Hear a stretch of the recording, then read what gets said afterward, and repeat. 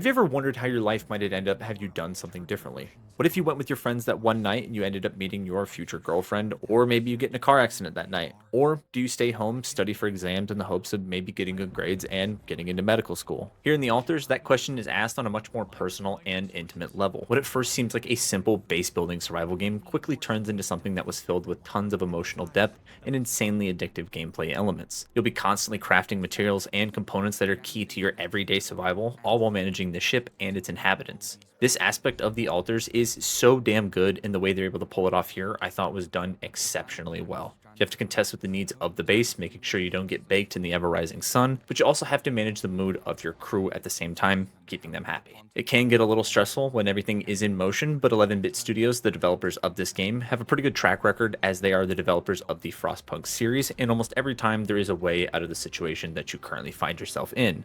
And what they've crafted here is a damn special game, and one that I'm sure I'm going to remember for a long time.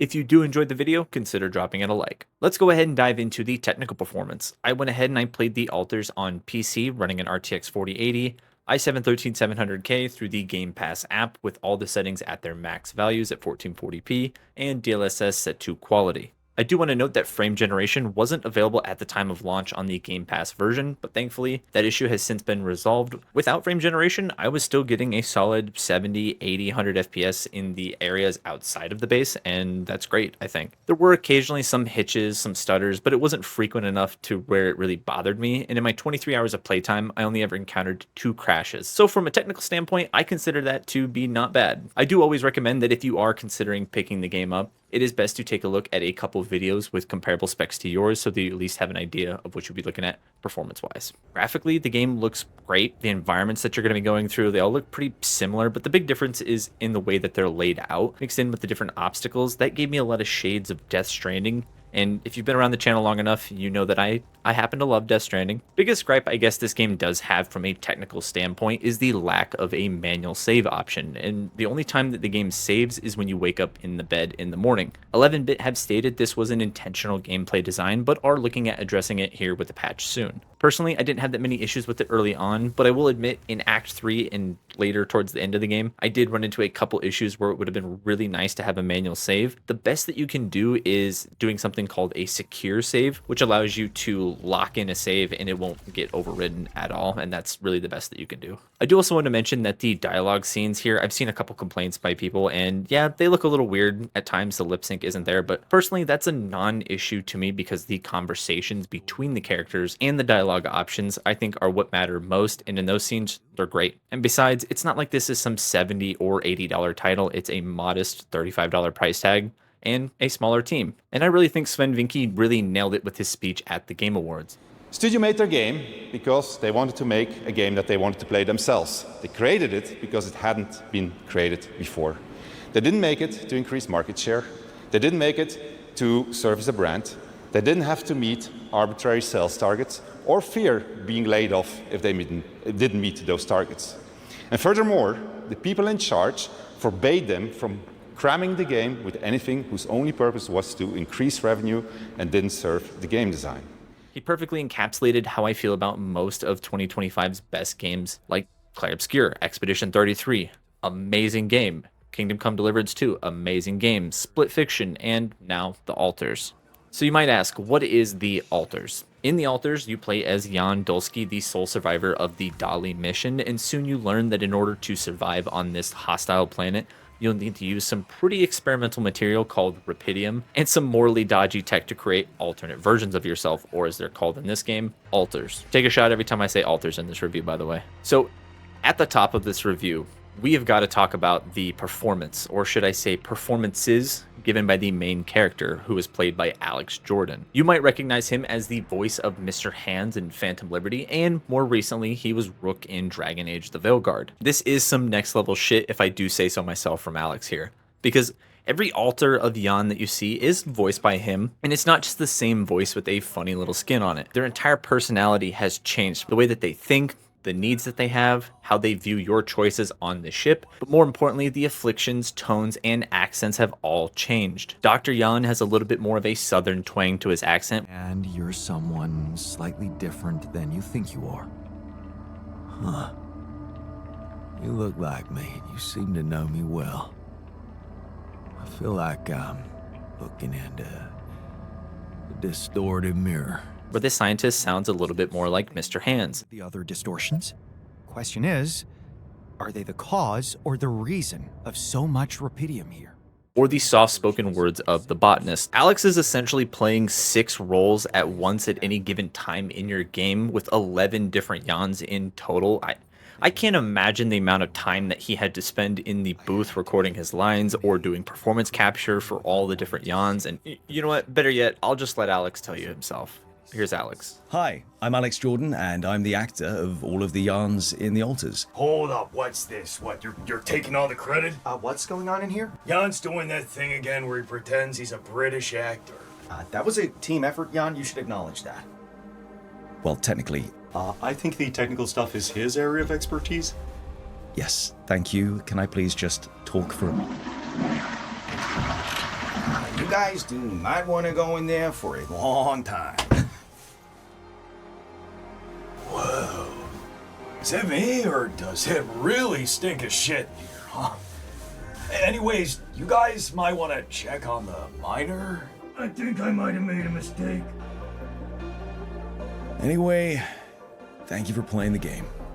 Each character doesn't just feel like a reskin of Jan, they're new characters from the ground up. And the way that they're able to bring that to life here with entirely different stories and lives that have led them to that very moment they find themselves in, I thought was done exceptionally well. That moment they find themselves currently in is being stranded on a planet hundreds of thousands of miles away from the nearest source of help. And you have to find a way to get off the planet before the sun fries you. So you essentially have to stay in the shadow of the planet. If you've seen one of the Chronicles of Riddick movies, you got the gist. The main game itself is split into 3 acts, with each act being on a time crunch, because if you don't move to that next area, you will be cooked by the sun.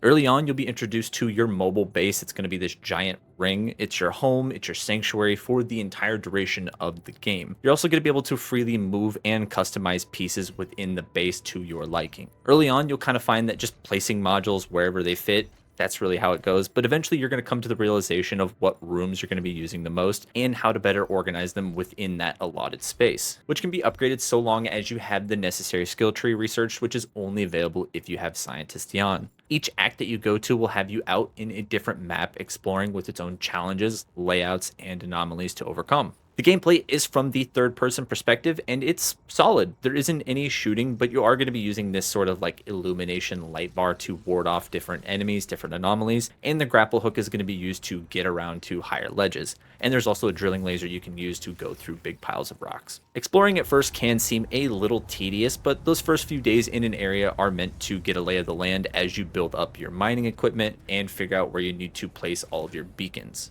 Over time, as you play the game and as you start to unlock more and more modules for your base, you'll start to realize that you can't really keep up and do all of this on your own. And it's from the suggestions of a board member that you were given the idea of the altars using rupidium. Creating and selecting an altar can be as simple as just selecting whichever one sounds good, but you really want to take the time to study and look at all the different branching pathways when choosing which altar to bring into the world. If your food resources are a little low, it might not hurt to have a guy who knows how to manage your crops or grow food, or a doctor who can help heal radiation sickness but is also a mean cook on the side. Each altar is going to have its speciality, and it's up to you to figure out which ones are going to benefit you the most in the long run. Managing and assigning all the different Jans to positions can get a little overwhelming at first, but like I said, once you figure out what they're best at, it's easy managing and moving them around from there on out. That's also another tip I would say for anyone, is that you always want to be thinking ahead. Make sure that you have enough radiation filters, extra repair kits, make sure you have a couple batteries, because you don't really know when shit's going to hit the fan in this game. Suddenly, you'll be cruising along and then you get hit by a magnetic storm, your whole base breaks down,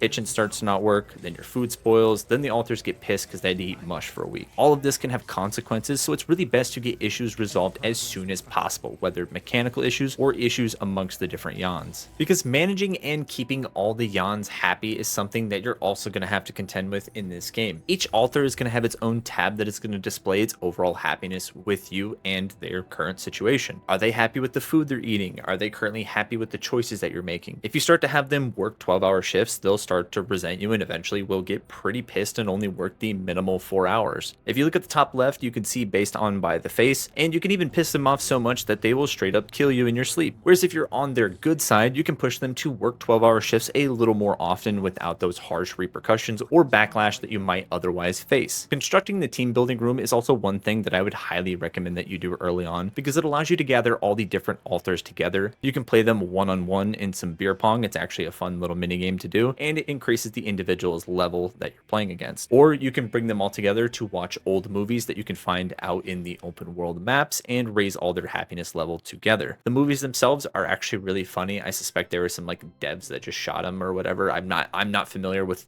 whatever that is, but some of them are pretty funny, I'll admit that.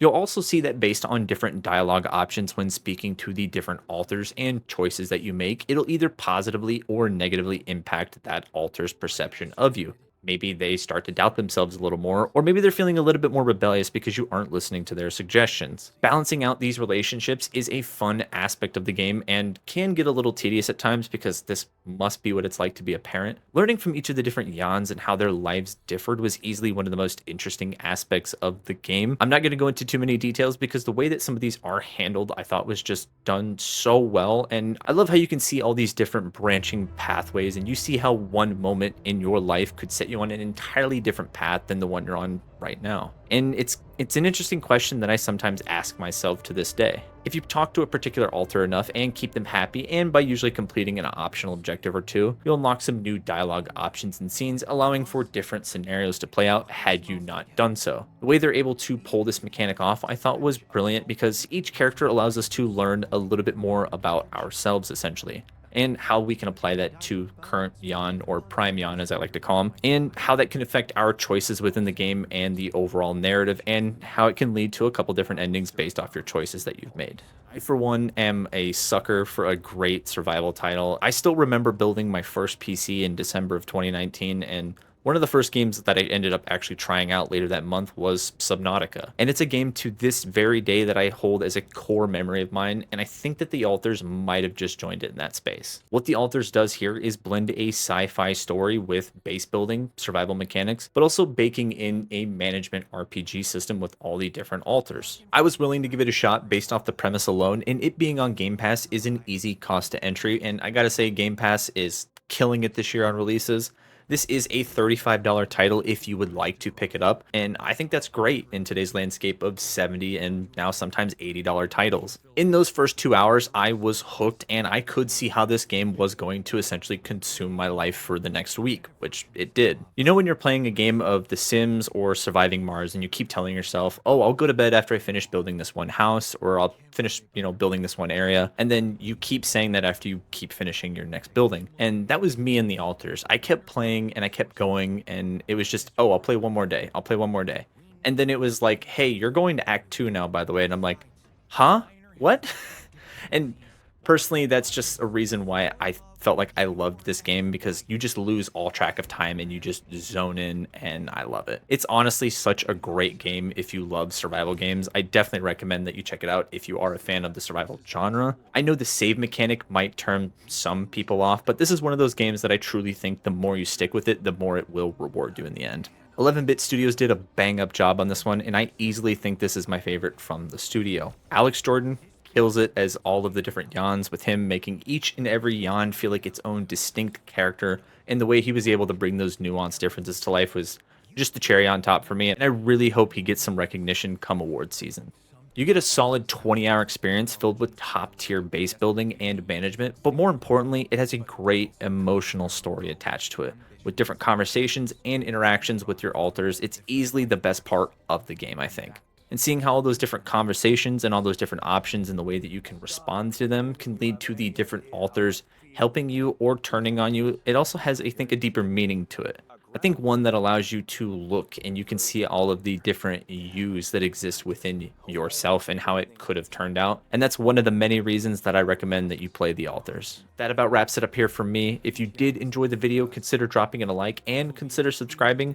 I'll be starting Death Stranding here on the 23rd at like 11:01. I am hopping in that shit. So it's going to take me a bit of time to get through, but that'll more than likely be the next video. It's possible I squeeze in a smaller review in between then, but I'm basically no-lifing the shit out of that until it's finished, so not sure until then. So if you did make it to the end of this video, listening to me ramble about the altars and just the little end piece, thank you so much for taking the time out of your day, and this has been my review for the altars. Thank you for watching.